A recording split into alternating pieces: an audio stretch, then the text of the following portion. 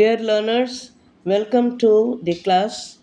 Now, lesson number 6. This is how to speak very simple sentences using be. Let us see the following examples. Okay, the very first example sentence you see, be good. அதாவது நல்லவங்களா இருங்க அப்படிங்கிற அர்த்தத்தில் சொல்கிறோம். Next B com. B காம்னா அமைதியாக இருக்கலாம் இருங்க அப்படிங்கிறது. நெக்ஸ்ட் ஒன் பாருங்களா, பி ரிலாக்ஸ்ட். கொஞ்சம் ஃப்ரீயாக ரிலாக்ஸாக இருங்க, அதாவது பதட்டம் இல்லாமல் இருங்கங்கிற மாதிரி. பி ஃப்ரீ, ஒரு மாதிரி மனசை வந்து லேஸாக வச்சுக்கிட்டு இருக்க அப்படிங்க. ஸோ இதெல்லாமே சென்டென்சஸ் தான். இதில் வந்து சென்டென்ஸ் இல்லைன்னுலாம் சொல்ல முடியாது. You can speak these sentences so easily. Then பங்க்சுவாலிட்டியை பற்றி சொல்லும்போது பாருங்களேன், பி இன் டைம். நேரத்தோடு நீங்கள் காலத்தோடு வந்து சேரணும், அந்த அர்த்தத்தில் பி இன் டைம் அப்படி சொல்லலாம். பாருங்களேன், let me give some examples. Be a good student, be a good citizen, be a good mother, be a good father, be a good girl, be a very good boy, be an எக்ஸாம்பிள்னு சொல்லணும். ஏன்னா vowel வர்றது இல்லையா.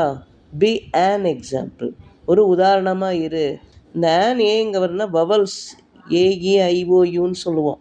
So இந்த மாதிரி first letter ஈங்கிறதுனால be an example அப்படின்னு சொல்லணும். ஒரு உதாரணமாக, நல்ல உதாரணமாக இருங்க அப்படிங்கிற அந்த அர்த்தத்தில். பி ஆன் இன்டெலிஜென்ட் பாய் அப்படின்னு சொல்லலாம். பி ஜெனரஸ்ன்னு சொல்லலாம், கொஞ்சம் பெருந்தன்மையாக இருங்க. Be generous, be helpful. அதே மாதிரி பங்க்சுவாலிட்டி சொன்னேன்ல, பி பங்க்சுவல், அதையும் சொல்லலாம். Be in time that is equal to be punctual அப்படி சொல்லலாம்.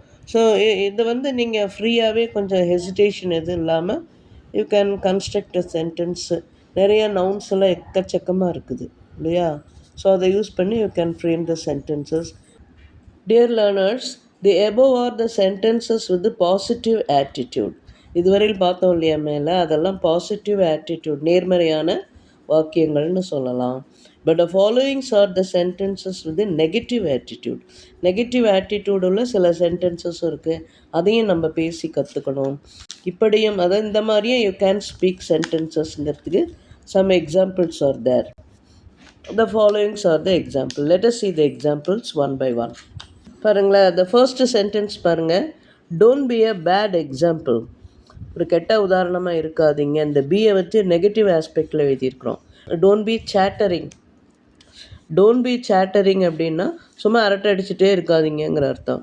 டோன்ட் பி சில்லி, ஒரு மாதிரி ஒரு பெருந்தன்மை இல்லாத ஒரு அந்த ஒரு நிலையில் இருக்காதீங்கிற அர்த்தம். தென் டோன்ட் பி ஆங்க்ரி, கோவப்படாதீங்க.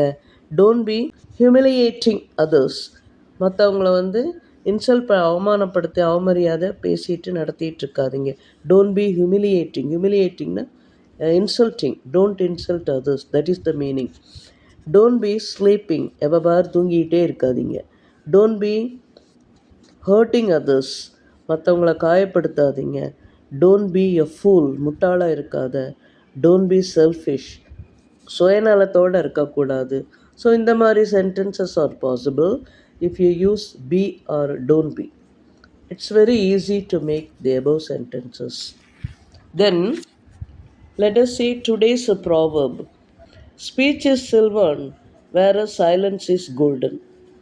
பேச்சு வந்து வெள்ளி ஒப்பிடப்பட்டால், பேச்சு வெள்ளி என்று சொன்னால், அமைதியாக இருப்பது தங்கத்துக்கு பொன்னுக்கு நிகரானது. ஸோ அமைதி வந்து very powerful, silence is very powerful. That is the meaning it conveys to us.